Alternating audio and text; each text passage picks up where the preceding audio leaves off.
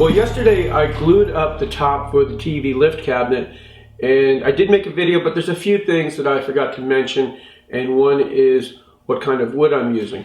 And so the wood is sapele, and I'm using it because it really has a very nice grain, and it's also a very stable wood.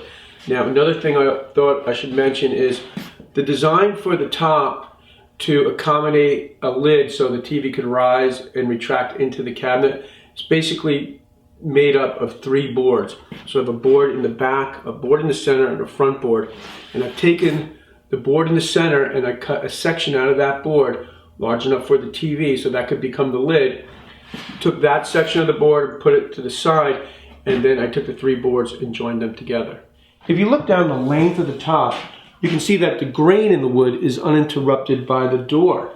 And I think that looks really nice, but also it made building the top and allowing for the door pretty easy. And the reason for that is once the boards were figured out, the widths of the boards, the only thing that I need to do now is remove this board from the top, which is just attached with a hinge, and attach these boards together with a few biscuits. The boards are lined up and labeled in the direction that they will be assembled.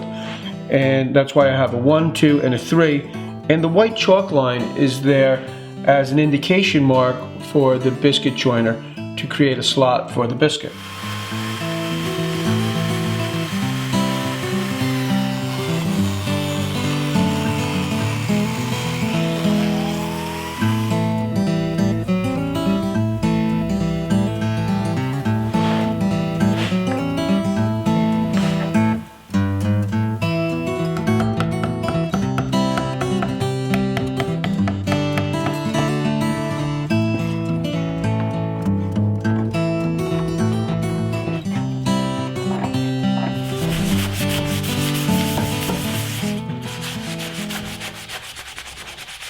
I've already glued the center board to the back, and now I'm going to attach the front board.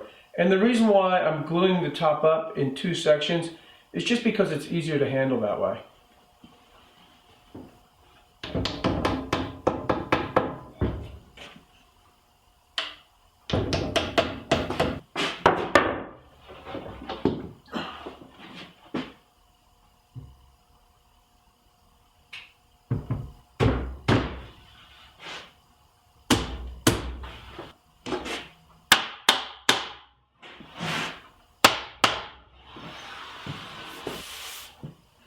Well, that's it for today. I'm going to let the top set up overnight, and I did just get rid of any glue. I always like to get rid of the glue before it dries up.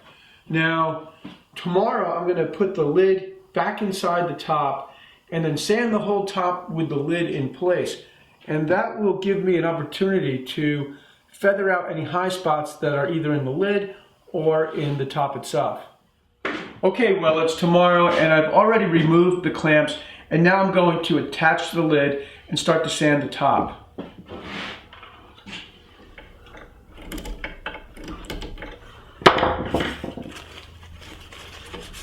Okay, well, that's my last screw. And I thought I should add that it's a good idea to put a little soap on the threads of the screw, and that will make it less likely that you'll strip the screw or, even worse, break the screw. Now I'm going to put some tape on the door so I can reopen the door, and we'll close it and see how it fits. And it looks pretty good.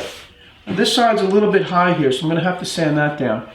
Now, before I do that though, I'm going to bring the top upstairs and put it on the cabinet and just run the TV up and down through the lid once or twice to make sure everything is just right before I give the top a final sanding and then start to finish it.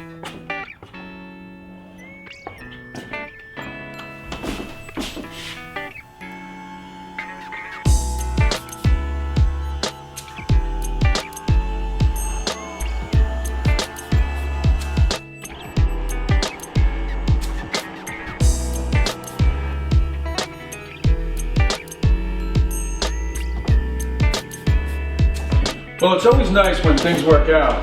The next step is to bring the top back downstairs into the wood shop and give it a good sanding.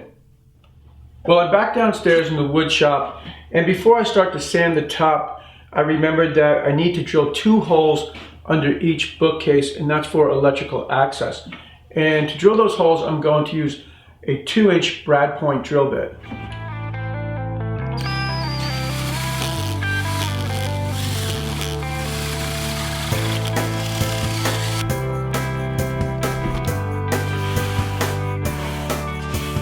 You may have noticed that the drill is making kind of a funny sound, kind of like that. And the reason for that is I set the clutch a little bit heavier than medium. And the reason why I did that is when you're drilling a big hole, the drill can have a lot of torque, and if it catches on the wood, it'll really twist your wrist. So that's just a little safety precaution I like to take. Now, as far as sanding, the boards, I bought the boards S4S, so they're surfaced on 4 sides. So this top is already pretty smooth.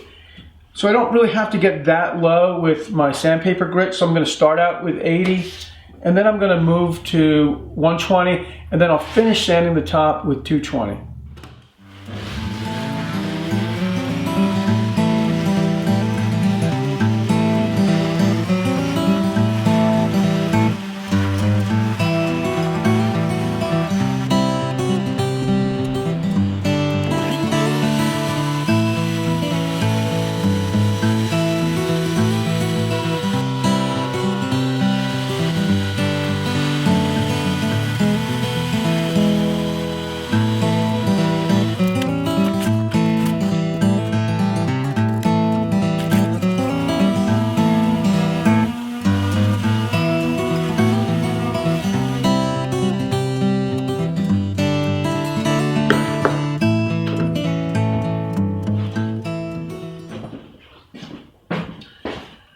Well, I finished sanding the top and I eased the corners with a round over bit in my router. And it only took about a minute. Obviously, I'm kidding. All in, I got about 5 hours preparing the top for stain. But you'll see that all that hard work is really going to pay off.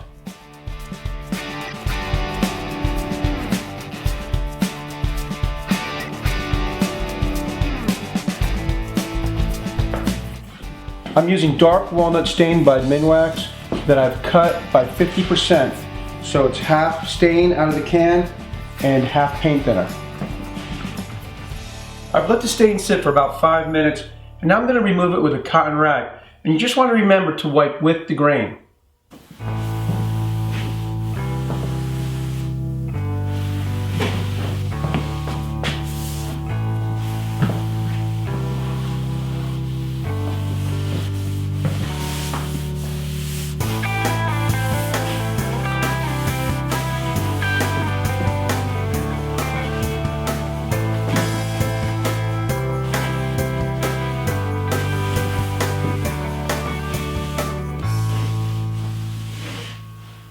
Now there's only one more step before I can bring the cabinet to the job site and install it, and that's to make and hang the doors.